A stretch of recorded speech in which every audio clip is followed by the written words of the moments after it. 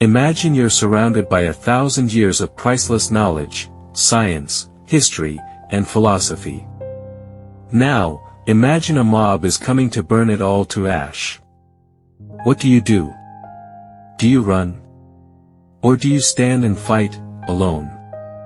This is the story of a woman who didn't just save a nation from destruction, she saved it from the darkness of ignorance. History isn't just about kings and wars, it's about our shared love for knowledge. If you love discovering the forgotten heroes who truly changed the world, prepare yourself. Hit that subscribe button, like this video, and join us on a journey you will never forget. To understand our story, we must travel back to 10th century Spain. At this time, most of Europe was plunged in what we call the Dark Ages. But in Al-Andalus, under Muslim rule, a golden age of science, culture, and knowledge was shining bright.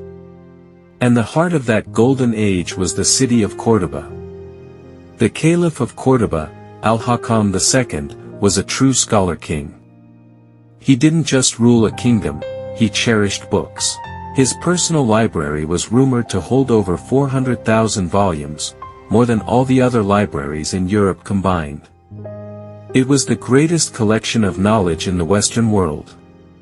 And in charge of this vast treasure was a team of scholars, among them, a woman named Lubna of Córdoba. Lubna was not born a princess, she was a former slave of Spanish origin. But her intellect, her passion for books, and her sheer brilliance were extraordinary. She wasn't just a librarian who catalogued books, she was a polymath, a mathematician, a poet, and a master translator. She would translate the great Greek and Latin classics into Arabic, making that ancient wisdom accessible to a new generation. But in the year 976, the light of Córdoba began to dim. Caliph Al-Hakam died, and his successor was just an 11-year-old boy. The real power fell into the hands of the ambitious prime minister, a man named Al-Mansur. Al-Mansur was a brilliant general, but he was also power-hungry and deeply conservative. To win the support of religious extremists in his court, he made a terrifying decision. He declared that all books of philosophy and science in the caliph's great library, books he deemed un-Islamic, were to be burned. For Lubna and her colleagues, this was a nightmare. 1,000 years of knowledge, the works of Plato, Aristotle, medical breakthroughs, astronomical charts, all destined for the flames. Lubna could have fled. She could have saved herself. But she didn't. Risking her own life, she devised a daring, secret plan. Her mission, to save as many books as she possibly could from the coming destruction. Before Al-Mansur's men could reach the library, Lubna and her trusted network of assistants began their work in the dead of night. They sorted through the collection, identifying the most precious and irreplaceable texts. Astronomy, mathematics, medicine, philosophy, thousands of these priceless volumes were packed into sacks.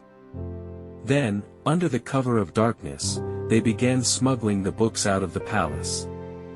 They hid them in the homes of trusted citizens across Córdoba, in remote castle vaults, and even in mountain caves.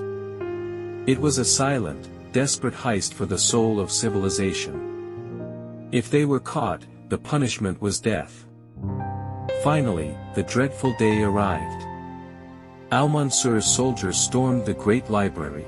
In a grand public spectacle, they dragged out thousands of books and threw them into a massive bonfire, a cleansing of heretical knowledge.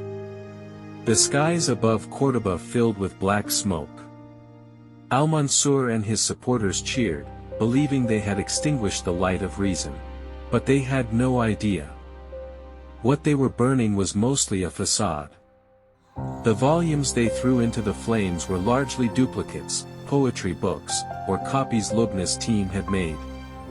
The real treasure, the core of ancient and contemporary wisdom, was safe, hidden away in the nooks and crannies of the city, protected by ordinary people who valued knowledge more than power. No one knows the exact number, but historians estimate that Lubna and her network saved close to 1 million books from destruction. And it was this vast body of saved knowledge, preserved and expanded upon in the Islamic world, that would eventually find its way back into Europe, helping to ignite the flame of the Renaissance.